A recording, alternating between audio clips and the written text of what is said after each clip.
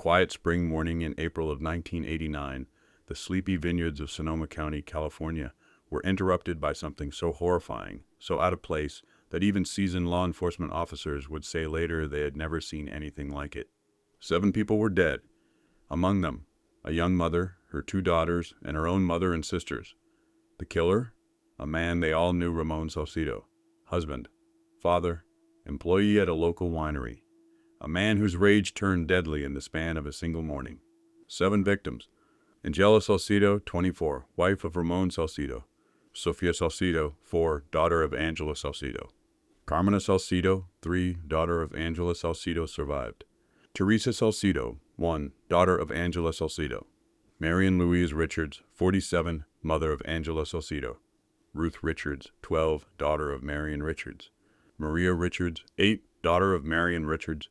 Tracy Tuvey, 35, winemaster at Grand Cru Winery.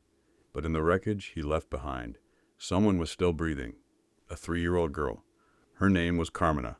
She had been left for dead in a remote ravine, her throat cut, her tiny body surrounded by the lifeless forms of her sisters. She had lain there for over a day alone, bleeding, silent, and yet, somehow, alive. This is Human Wreckage, and I'm your host, Thomas.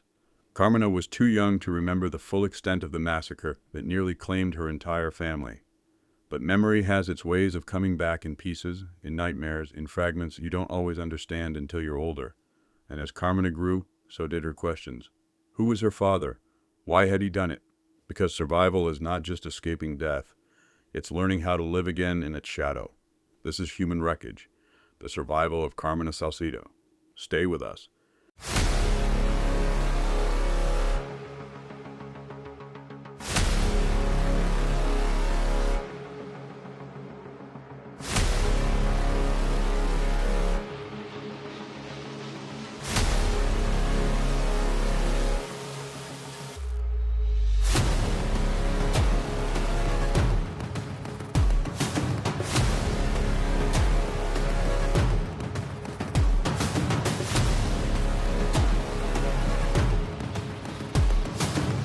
28-year-old Ramon Salcido worked at Grand Cru Winery in Sonoma County, California.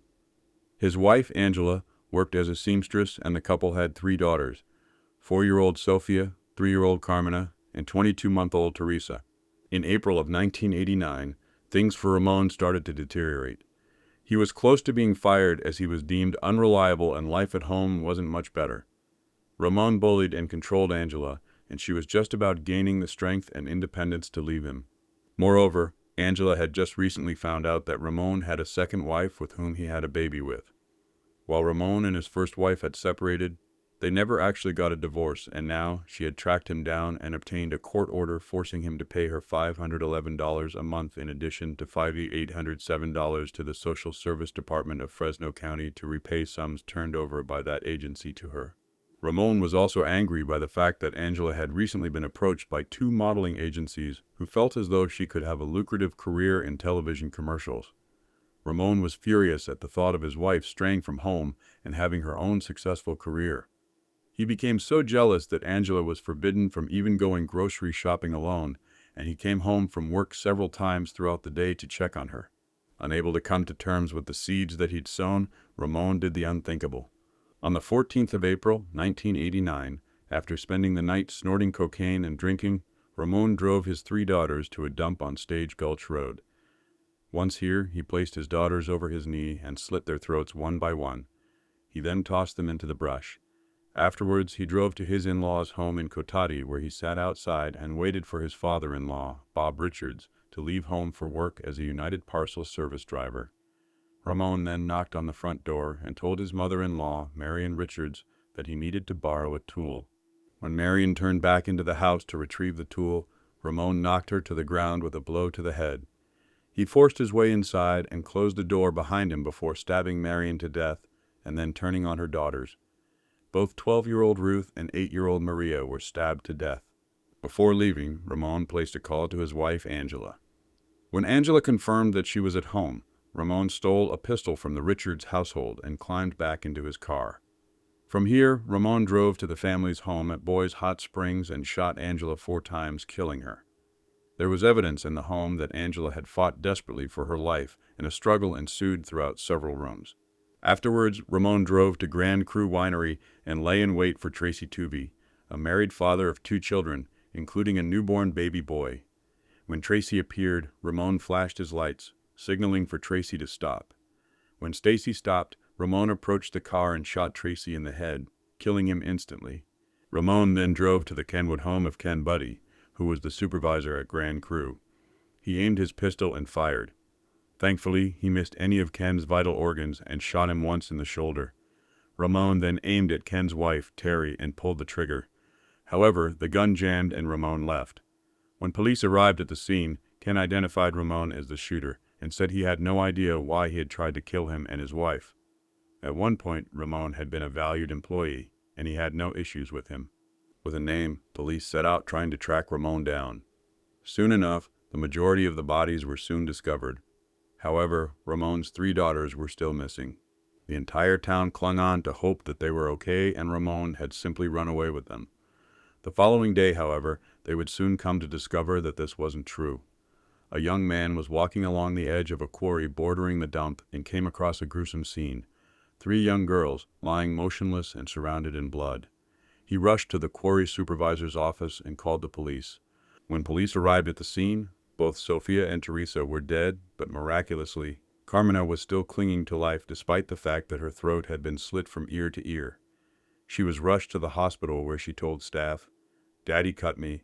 Dr. Dennis McLeod said that Carmina had managed to survive because she had been sitting up for almost 30 hours, and that had prevented her from choking to death on her own blood. Her larynx had almost been severed, and the base of her tongue was torn in the slashing. One of her fingers had been sliced almost to the tendon, presumably from Carmina attempting to protect herself from her father. An autopsy concluded that the girls had all been molested before having their throats slit. Following the murders, Ramon fled to Mexico via Coleccio. He made his way to his hometown where his relatives turned him into police. As officers flew out to bring him back, officials at the Sonoma County Jail were worried that he would be killed due to his brutal crime. The inmates were so touched by the crime, in fact, that they mustered $800 to donate towards a trust fund for Carmina. There were inmates who had maybe $1 to $5 for buying cigarettes or toiletries, and they pledged every bit of it, said Reverend Robert Guttlebin, a former jail chaplain. After his arrest, he thanked the man who discovered his daughters and displayed concern over the custody of Carmina. Young Carmina underwent a tracheostomy, and a tube had to be inserted into her windpipe to ease her breathing until the wound healed. She was adopted by a couple who were friends with her grandfather, Robert Richards. As an adult, she wrote a book about her survival titled, Not Lost Forever. Ramon Salcido was found guilty of 6 counts of first-degree murder, 1 count of second-degree murder, and 2 counts of attempted murder. He was sentenced to death and is currently on death row in San Quentin State Prison. Carmena Salcido was just 3 years old when the world she knew was destroyed. She was left in a ravine with her throat slashed, surrounded by death, discarded by the very person who was supposed to protect her father. But she didn't die. Somehow, against all odds, she lived, and her survival was only the beginning. For most of us, the word survivor suggests strength, triumph, a kind of victory. But as we've seen today, surviving a tragedy like this is not the end of a story. It's the start of a long, difficult, often lonely journey. One where the real wounds aren't always physical, where the battle is ongoing and sometimes invisible. Carmina grew up in the shadow of the violence that took her family. She was raised by strangers, lived with the questions, the whispers, the weight of being the girl who survived one of the worst family massacres in California history. For years, she didn't know the full truth. But as she began to piece together the fragments of her past, she also began to reclaim her future. She changed her name. Then she changed it back. She confronted the legacy of her father. She visited him in prison. She demanded answers, and when he gave none, she found her own voice instead. Her story is not one of easy redemption or perfect healing. It's a story of scars, both visible and hidden, and the strength it takes to carry them every day. It's about growing up inside a narrative you didn't choose and still choosing to write your own ending. We often talk about resilience as something almost magical, as if some people are just born stronger. But what Carmena's life shows us is that resilience isn't magic. It's messy. It's painful. It's forged in moments of silence, in nights spent crying alone, in the decision to keep going when you have every reason not to. Today, Carmena Salcido is not just a survivor. She is a mother, a writer, a speaker, a woman who has spent her life searching for meaning in the wreckage and who, against all odds, continues to rise from it. We want to thank you for joining us for this episode of Human Wreckage. Stories like Carmena's remind us of the fragility of life and also its fierce, stubborn will to endure. They force us to look at the darkest parts of human nature, but also the light that sometimes refuses to be extinguished. If you or someone you know is living with the effects of trauma, you're not alone. Resources and support are available, and we've included links in the show notes. I'm Thomas, and this has been Human Wreckage. Until next time, stay safe, stay human, and remember, in even the most broken places, survival is still possible.